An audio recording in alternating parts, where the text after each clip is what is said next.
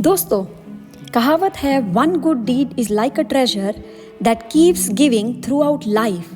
अर्थात एक अच्छा काम ऐसा खजाना है जो जीवन भर ब्याज समेत फल देता रहता है। आज की हमारी रूहानी कहानी भी इसी कहावत पर आधारित है। आइए जानते हैं कि कैसे एक अच्छे काम ने एक जीरो को हीरो बना दिया। बहुत समय पहले की बात है, एक गांव में एक चोर रहता था। उसकी माँ उसे बार बार समझाती थी कि चोरी मत करो, लेकिन वह नहीं मानता था। एक दिन उसकी माँ बहुत बीमार पड़ी गई। इलाज के लिए वह एक साधु के पास गया। साधु को बोला, साधु महाराज कृपया मेरी माँ के लिए प्रार्थना करें, वह बहुत बीमार है। साधु ने बोला, मैं प्रार्थना कर दूंगा, तो बताओ तुम क्या करोगे। चोर ने बोला, आप बताइए आप क्या चाहते हैं। साधु ने बोला, एक प्रण लो कि आज से गांव की सारी माताओं और बहनों को अपनी माताओं और बहनों के जैसा समझोगे।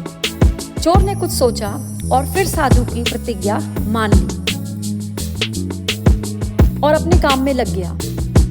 उधर उसी गांव में राजा बहुत दुखी था क्योंकि उसकी रानी संतानहीन थी। राजा अपने राज्य के लिए उत्तराधिकारी देख रहा था क्योंकि रानी उसे संतान नहीं दे पा रही थी। गुस्से में आकर राजा ने रानी को महल से बाहर निकाल दिया और अकेला गांव के बाहर रहने के लिए छोड़ दिया। एक रात चोर चोरी करते करते उसी पुराने महल में जा पहुंचा जहां रानी अकेली रहती थी। रानी ने उसे देख लिया और अपने सिपाहियों को बुलाया। चोर भागने लगा, लेकिन रानी ने उसे पकड़ लिया। रानी ने सोचा यह जरूर कोई जासूस है और उसने चोर से पूछा, कौन हो तुम? चोर ने कहा, नहीं, मैं कोई जासूस नहीं हूँ, मैं सिर्फ एक चोर हूँ, चोरी करने आया था, मुझे माफ कर दीजिए। रानी को उस पर दया आ गई और उसने पूछा, तुम कैसे आए हो? चोर ने बोला, मैं अपने घोड़े पर आया हूँ। रानी ने कहा, मैं तुम्हारे घोड़े को हीरे जवाहरात और सोने चांदी से भर दूंगी अगर तुम मुझे एक उत्तराधिकारी दे दो।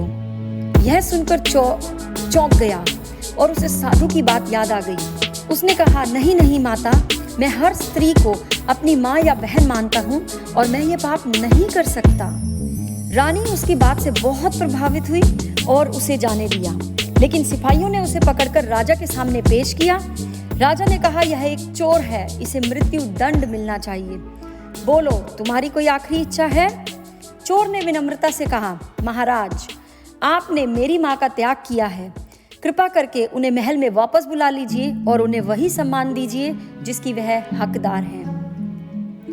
राजा यह सुनकर हैरान रह गया। उसने पहली बार चोर में इंसानियत और सम्मान देखा।